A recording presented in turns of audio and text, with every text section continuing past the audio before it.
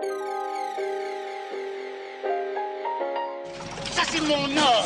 Et mon or c'est mon argent, voilà. Les pépettes. N'ayez pas peur, madame, c'est de l'argent honnête. Et honnêtement gagné. Les pépettes. Bienvenue sur Les Pépettes, le podcast qui réconcilie sens et argent. Je m'appelle Aude Nguyen et je suis entrepreneuse sociale. Je constate qu'il y a souvent une dissonance entre argent et sens. Comme si ça sonnait faux de générer de l'argent en exerçant une activité qui nous passionne et en ayant un impact positif sur la société. J'ai donc décidé de prendre le micro pour donner la parole à celles et ceux qui maîtrisent le sujet et qui peuvent nous offrir un nouvel éclairage sur l'argent et sur le sens qu'on lui donne. Et si après ça vous voulez encore plus de pépettes, retrouvez-moi sur Instagram, les pépettes podcast, où je serai ravie de papoter avec vous et d'approfondir les sujets qu'on aborde ici.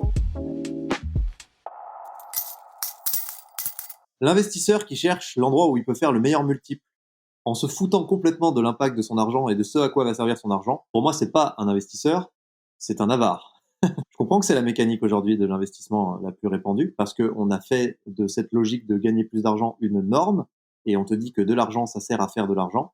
Ce qui est faux. En fait, l'argent, encore une fois, ça sert à collaborer entre humains pour pouvoir bâtir le monde qui nous plaît. Et se tromper en se disant l'argent sert à gagner plus d'argent en dégradant le monde, je pense que c'est le truc le plus antinomique avec la cohérence même de l'invention de l'argent. Maintenant, pour moi, un investisseur vraiment, qui le fait parce qu'il a compris la notion d'investissement, il investit à perte, donc il perd son argent, pour faire par procuration quelque chose qu'il ne peut pas faire avec son temps, et quelque chose qu'il trouve utile à la société, parce que c'est une façon de voter pour le monde de demain.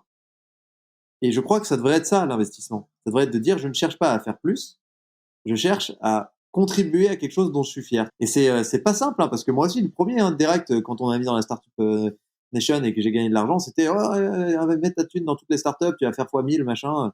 Et j'avais déjà un peu réfléchi sur le concept, même si j'ai fait un investissement dans une startup, voilà, parce que le mec était sympa, mais en fait, je sais même pas où il s'en est, ça, je sais même pas si j'ai perdu mon argent ou pas, mais c'était plus parce que je trouvais que le gars était cool et que ce qu'il faisait avait un sens pour l'humanité. Et en fait, je pense que c'est important qu'on sorte de cette logique, et ça va être très, très, très dur et très, très long. Mais si personne, à un moment, ne participe à essayer de faire autrement, on n'en sortira pas. Donc moi, j'assume d'essayer de faire autrement.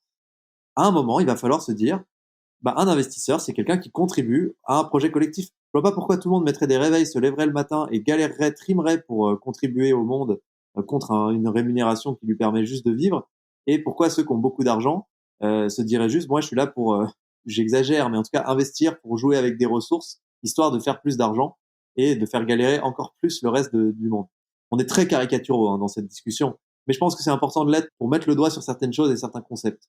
Et évidemment que derrière, on peut être beaucoup plus subtil et que chaque cas est différent, chaque personne est différente, chaque façon d'investir est différente.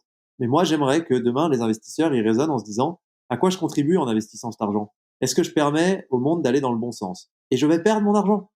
Enfin, tu vois, quand tu vas acheter une baguette, tu le fais pas parce que tu te dis je vais pouvoir la revendre demain un peu plus cher parce que le boulanger il va augmenter sa cote. Non, tu le fais parce que tu as envie que ce boulanger il continue d'être pas loin de chez toi parce qu'en fait c'est vachement pratique, que tu aimes bien son pain et que c'est un mec sympa. Et tu as perdu ton argent. Mais pourquoi la macroéconomie elle a réussi à se sortir de cette logique-là, tu vois? Moi j'ai du mal à le comprendre et je pense qu'on s'est fait rattraper par la casse-cupidité du cerveau de l'humain qui vient du fait qu'on est un petit être fragile, qu'on n'a pas de griffes, qu'on n'a pas de dents, enfin de dents acérées, qu'on est nul à chier en fait dans la théorie de l'évolution. Sans notre intelligence, on meurt en 2 jours là dehors. Et en fait, ça nous crée un sentiment d'insécurité. C'est aussi corroboré par pas mal de recherches qu'il y a eu, et notamment le mec qui a écrit le livre Sapiens, il avait pas mal travaillé là-dessus, avec d'autres, sur l'idée que comme on est prématuré, en fait, le fait que l'humain se soit redressé à un moment, ça fait que le bassin est moins large et donc que les femmes sont obligées d'accoucher plus tôt, ce qui fait que l'humain, le bébé humain, naît extrêmement prématuré. Par exemple, un bébé girafon, il tombe de 2 mètres de haut et il court.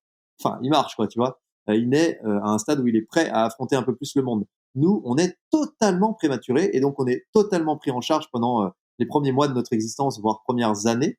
Et ça nous crée une insécurité chronique qui est en plus renforcée par le fait qu'on est un petit être inadapté au monde sauvage. En tout cas, aujourd'hui, on l'est pas du tout. Et je pense que ces insécurités-là, cette peur fondamentale de l'histoire humaine, fait qu'on a tout le temps besoin de se sécuriser, de se rassurer, d'accumuler. Et ça nous fout dans la merde, en fait. Ça nous fait nous suicider.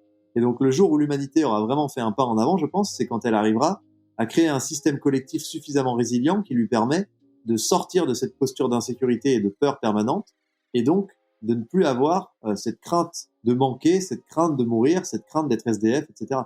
Mais là, on est sur des concepts philosophiques, parce qu'il y a le monde comme il est aujourd'hui, dans lequel il faut bien réussir à naviguer, et il y a cette vision-là. Mais pour moi, si on veut se rapprocher de ces visions-là, il faut aussi en parler, il faut aussi faire cet exercice utopique de récit, et puis il faut aussi essayer d'être un petit peu cohérent des fois dans ce qu'on fait et dans nos investissements, quoi.